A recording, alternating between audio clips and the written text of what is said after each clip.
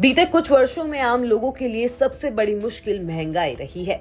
खाने पीने की चीजों से लेकर पेट्रोल डीजल तक हर तरफ महंगाई ने भारतीय लोगों को परेशान किया है।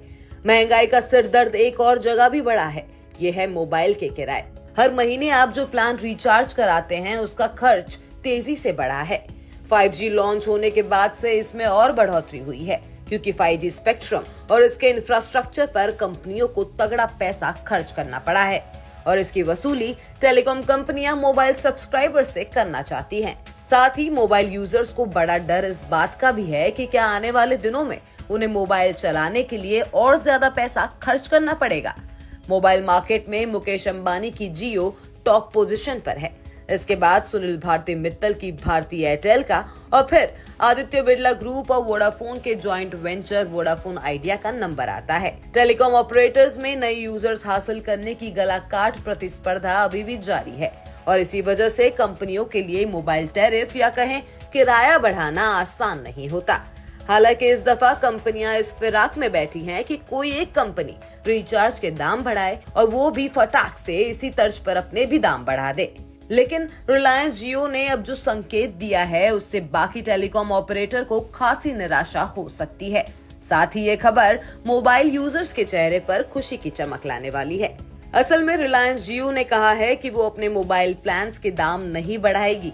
कंपनी ने कहा है कि वो 5G के भी रिचार्ज प्लान महंगे नहीं करेगी। इसके पीछे वजह ये है कि जियो, एयरटेल, वोडा आइडिया, BSNL और MTNL के 24 करोड़ से ज्यादा सब्सक्राइबर्स को टारगेट कर रही है और इसके लिए कंपनी सस्ते प्लान जारी रखना चाहती है ताकि यूजर्स दूसरी कंपनियों को छोड़कर जियो से जुड़ जाए। ये 24 करोड़ यूजर्स ऐसे हैं जो अभी भी इन कंपनियों के 2G प्लान्स यूज कर रहे हैं और जियो इन्हें 5G पर शिफ्ट करना चाहती है। इसके लिए बिना दाम बढ़ाए यानी 2G के दाम पर 4G की सर्विसेज ऑफर करना जियो की सबसे तगड़ी स्ट्रैटेजी बन गई है। जियो के प्रेसिडेंट मैथ्यू ओमन ने हाल में मीडिया के साथ बातचीत में इस बात का जिक्र किया है। वो टैरिफ में तगड़े इजाफे नहीं करना चाहते हैं, बल्कि उनकी कोशिश कस्टमर्स हासिल करने पर है, क्योंकि लोग ज्यादा इंटरनेट और डेटा प्लान पर शिफ्ट होना चाहते हैं। टेलीकॉम ऑपरेटरों की कमाई का सबसे बड़ा पैरामीटर ARPU होता है।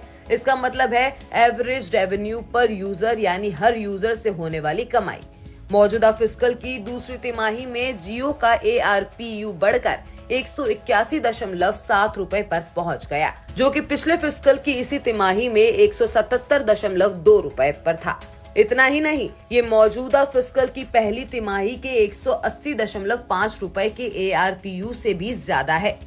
ARPU के मामले में एयरटेल जियो से आगे है। मौजूदा फिस्कल की पहली तिमाही में एयरटेल का ARPU 200 रुपए रहा, जो कि इससे पिछली तिमाही में 193 रुपए और बीते फिस्कल की पहली तिमाही में 183 रुपए था। इस लिहाज से एयरटेल ने अच्छी ग्रोथ की है। एनालिस्ट का मानना है कि सितंबर तिमाही में एयरटेल का ARPU बढ़कर 200 रुपए पर पहुंच सकता है। दूसरी तरफ वोडाफोन आइडिया का ARPU 2023-24 की दूसरी तिमाही में तेजी से बढ़कर 142 रुपए पर आ गया है, जो कि पहले 131 रुपए पर था। हाल में ही JM फाइनेंशियल ने अपनी रिपोर्ट में कहा था कि शॉर्ट में टैरिफ हाइक में हो रही देरी के चलते भारतीय टेलीकॉम मार्केट जियो और एयरटेल के दबदबे वाले मार्केट बनता जा रहा है। रिपोर्ट में कहा गया था कि वोडाफोन आइडिया का एक्टिव सब्सक्राइबर बेस 20 करोड़ के आंकड़े के नीचे जाने वाला है, जबकि जियो के एक्टिव यूजर्स 40 करोड़ और एयरटेल के पास 37 करोड़ एक्टिव यूजर्स हैं। रिपोर्ट में ये भी कहा गया है कि टैरिफ बढ़ाए बगैर कंपनियों के लिए ARPU बढ़ाना मुश्किल होगा। माना जा रहा है कि 2024 के आम चुनावों से पहले शायद ही टेलीकॉम ऑपरेटर किराए बढ़ा पाएं, यानी मोबाइल टैरिफ में अगली बढ़ोतरी मई 2024 के बाद ही होगी। बड़े तौर पर टेलीकॉम कंपनियों ने 2021 में ही टैरिफ बढ़ाए थे। तब एयरटेल अपने बेस प्रीपेड प्लान का दाम बढ़ाकर 155 रुपए और जियो ने इसे बढ़ाकर 149 रुपए कर दिया था। वोडाफोन अभी भी 99 रुपए वाला प्लान दे रहा है, लेकिन इसने इस प्लान की वैलिडिटी 28 दिन से घटाकर 15 दिन कर दी है।